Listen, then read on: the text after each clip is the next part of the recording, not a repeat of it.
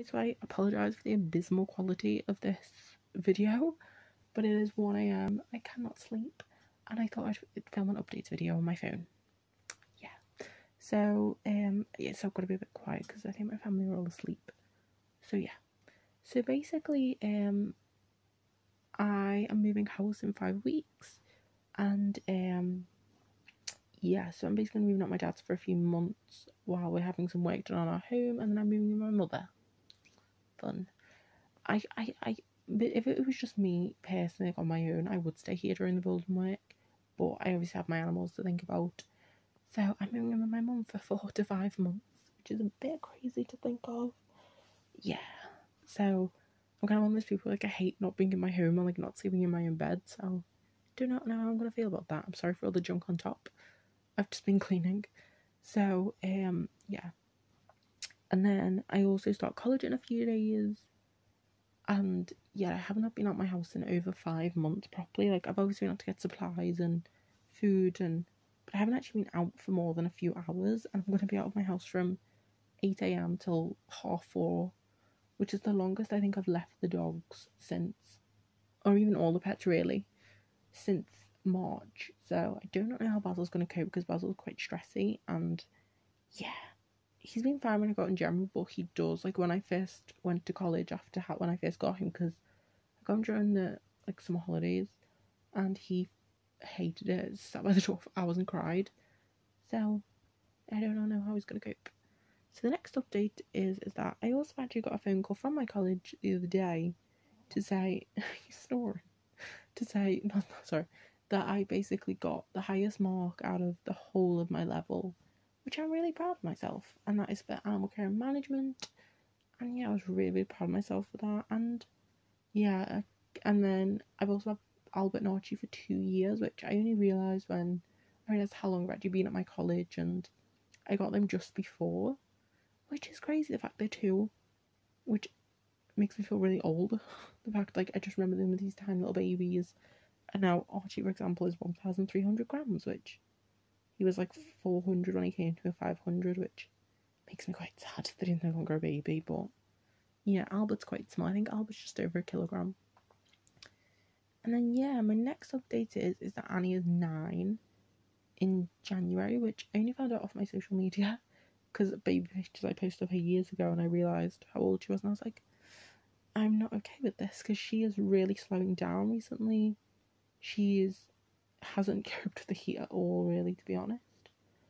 But yeah, she's quite old now. She's 8 and a bit, but she's just starting, like, especially, I think it's because Basil's only 4. I'm really noticing it.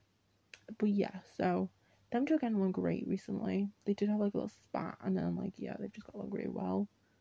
So then yeah, Basil will also be going back to training at some point with Dogs Trust, the rescue centre I got him from, because he is quite reactive, and we also need a bit of help on that because he is stressing me out on walks. Basically, he screams at other dogs, and we have to try and notice it before he does it, click and treat before, but sometimes it's very, very difficult. We need other kind of strategies to help him cope, because when you're in a situation where one dog's walking one way and another dog's walking another way and you're in the middle, you're kind of trapped, because you can't turn around because there's another dog coming towards you, can't carry on going forward because there's another dog's coming towards you, and there's no side roads. It's very stressful. But weirdly, he's really good in the park. He can't ignore them in the park, which is quite funny actually, but in the street he gives me a mental breakdown every day. And then my next update is that basically, I don't know if you guys know this, I don't know how to update anyone on this, I did take a big break from YouTube, is that I lost Poppy and Walter. So Poppy was from Pets at Home. I got her back in 2018, and she died in March or April 2020, but she was showing signs of old age from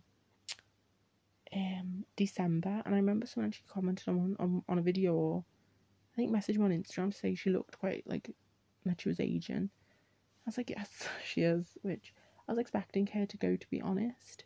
She had nothing really wrong with her in her life. She was actually a really healthy hamster. She just was old. She was, I think, over 20 months, I believe. I can't remember exactly. And then Walter was one of the worst experiences of my entire life. He had a stroke right in front of me, which was horrible to watch. Was basically to watch my hamster seizure and have a stroke, which was horrid. that was not an experience I ever want to go for ever again.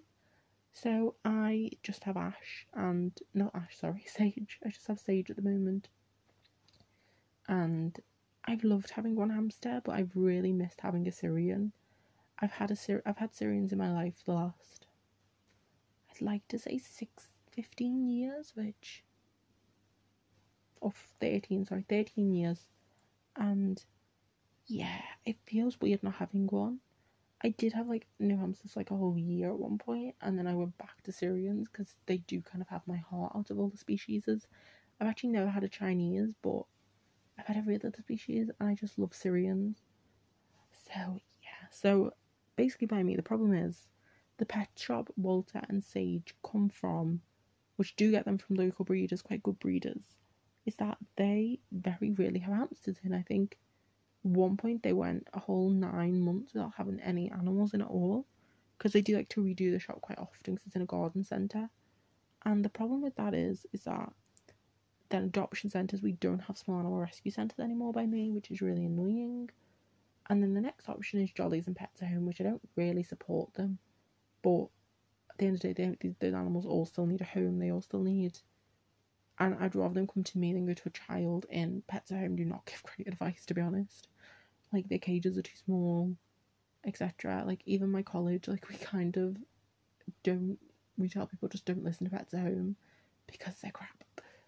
Jollies, I don't really know much about Jollies' care that they like advise you on for small animals. They don't really know much about Jollies, but Pets Home I know is basically about crap. So yeah.